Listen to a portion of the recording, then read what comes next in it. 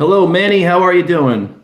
Lance, doing well. Good to see you again. Yeah, good to see you. To everybody watching, I am back on with my friend and mortgage guy, Manny Rizzuto from NJ Lenders Corp.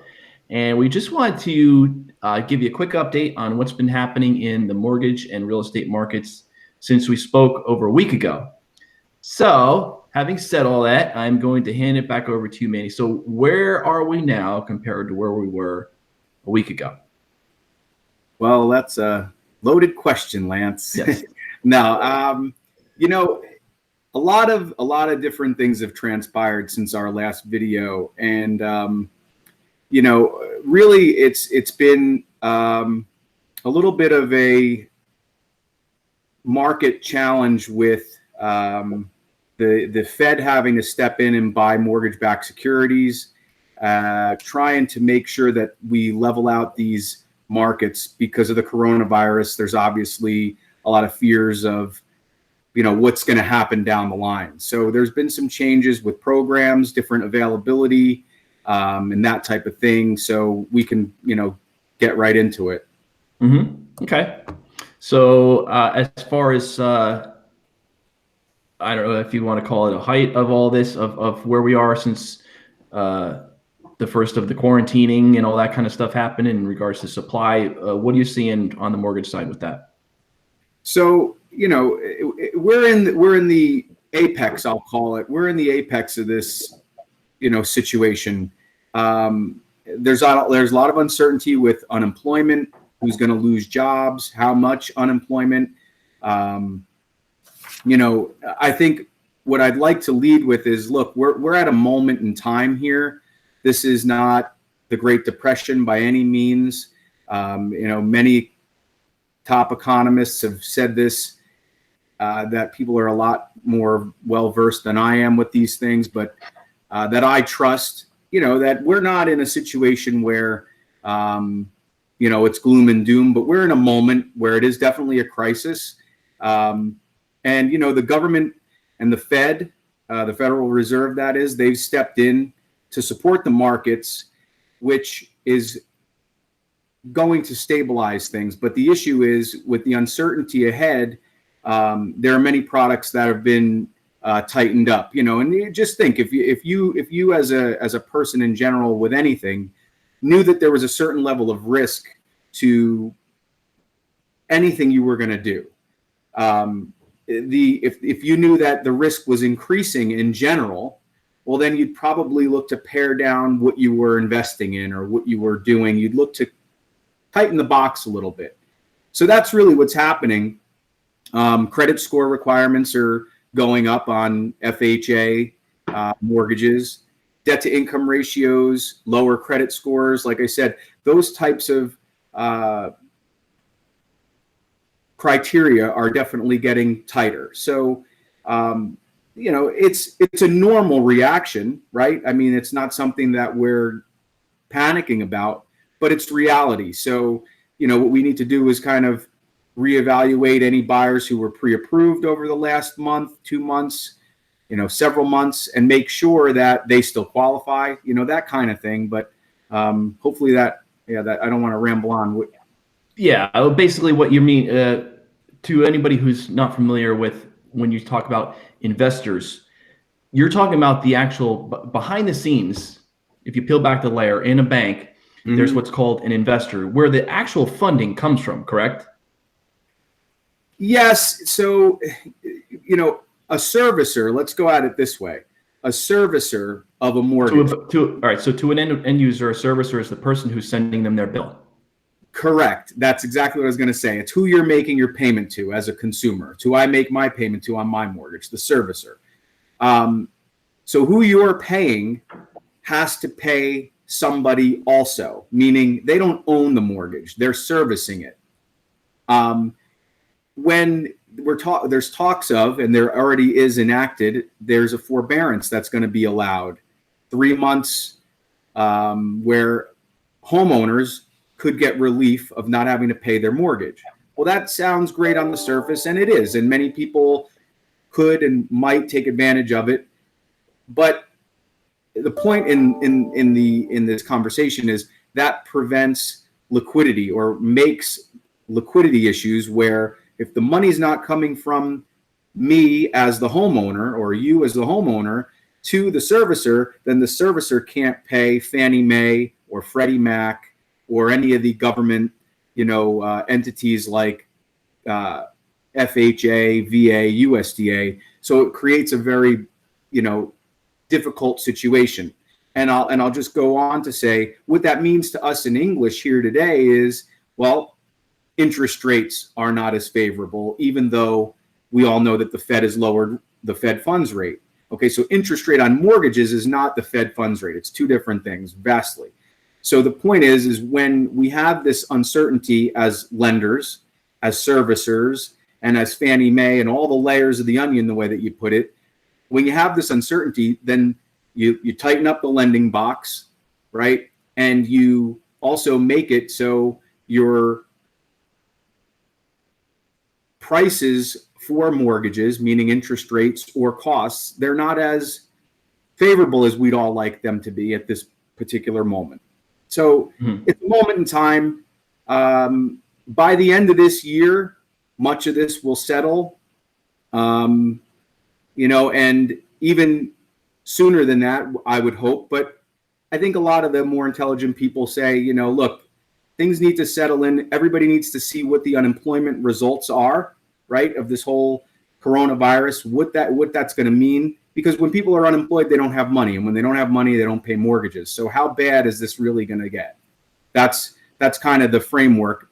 And at the end of the day, it'll all settle. The government's been supporting us.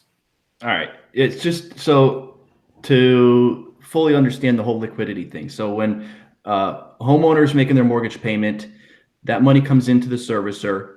The servicer turns a lot of that over to the investor, all right, who's providing the funding, but also a portion of that goes back out into the mortgage market for lending to other people, right?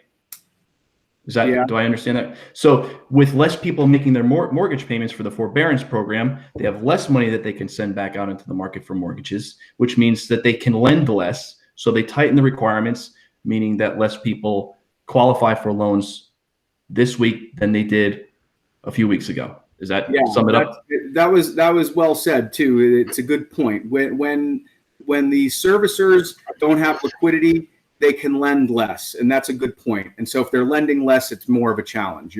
That's a good point. Thank you for saying that. So here's a question I have. It's somebody had brought up recently when this forbearance programs had been talked about. It seems like they may not be exactly as described by people not in the know. And when I say that, it's what I've heard. Let me know if this is true or not. If I say, well, I'm in a tough spot, I can't make my mortgage payments, so let me put all that on pause for a couple of months. But what I'm hearing is that after those couple of months, that time passes, those 3 months may be due all at once. True? Absolutely. That's 100% true. So I was just on the phone with a coworker, and that's the exact situation. Is they get 3 months off, but then on the fourth month, you're going to have to pay all of the back owed money in one shot. So $14,000 was this, conversation I was having was going to be due, 3-4 months down the line. And, here's what I will tell you. And anybody who's listening, please, before you do not make a mortgage payment, one mortgage payment, two mortgage payments, any mortgage payments, you need to talk to somebody that you trust, a trusted advisor. Not necessarily just the servicer. And if you do talk to your servicer, who you're paying your bill to, you got to ask the right questions. If you don't know the right questions to ask, then you got to really be careful. As they say, Lance, there's no such thing as a free lunch, and there isn't. So, no. You got to be careful. Once you get into that hole, 2008 comes to mind where, partial payment agreements and loan modifications were all the rage, but there were many clients that reached out to me after they went on a loan mod, and they were very saddened to hear what that actually meant to them from a qualifying standpoint. So I would just say, in a word, make sure you're talking to somebody who you trust that can give you a good perspective on this. And if you can pay your mortgage, pay it. Don't take anything out of context here. Pay your mortgage. If you can't, you're self-employed, you lost your business.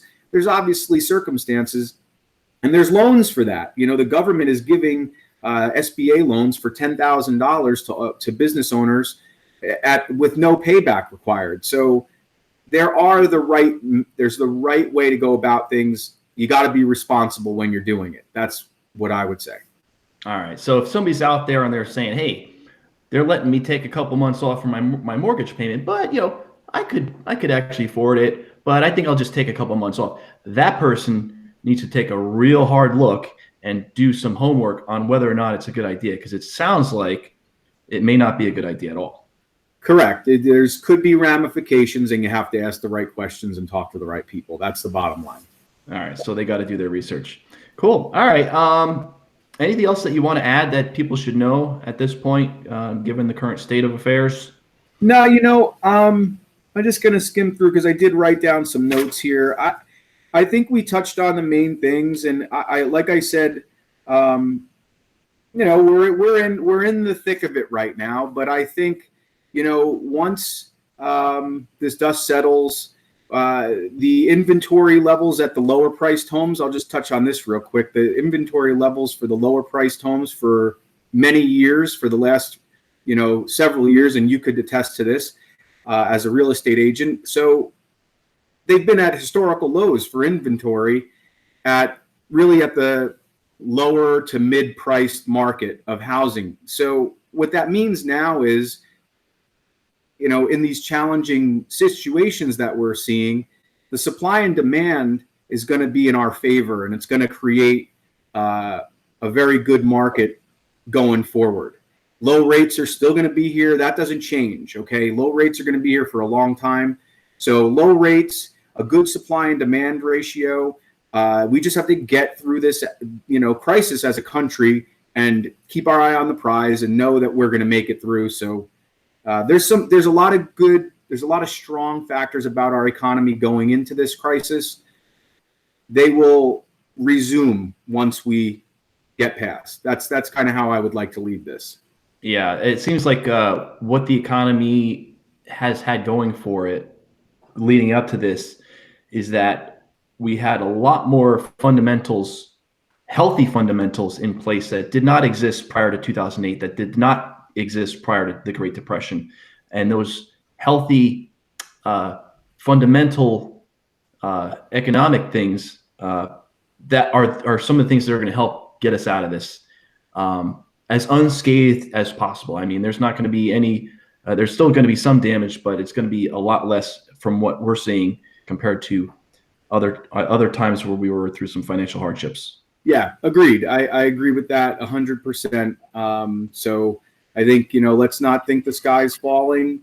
Let's make our mortgage payments. Let's stick with the process of our lives, and hopefully, we can get through this more quickly than we think, and we'll see on the other side. But if anybody has questions about mortgages, about some of the changes in more detail, my contact information's everywhere. And Lance, I'm sure you're going to share it.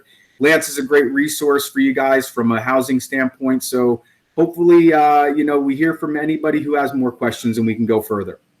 Awesome, Manny. So yeah, definitely anybody who's got any kind of mortgage related questions, feel free to reach out to Manny. I'll provide his info in the post here. And if you have any questions real estate related, I am here to help you for that as well. All right, Manny, thanks for coming on. Thanks for some clarification on all this stuff, and talk to you again very soon. Great, Lance. Thanks for having me. Appreciate it. You're welcome. Bye-bye.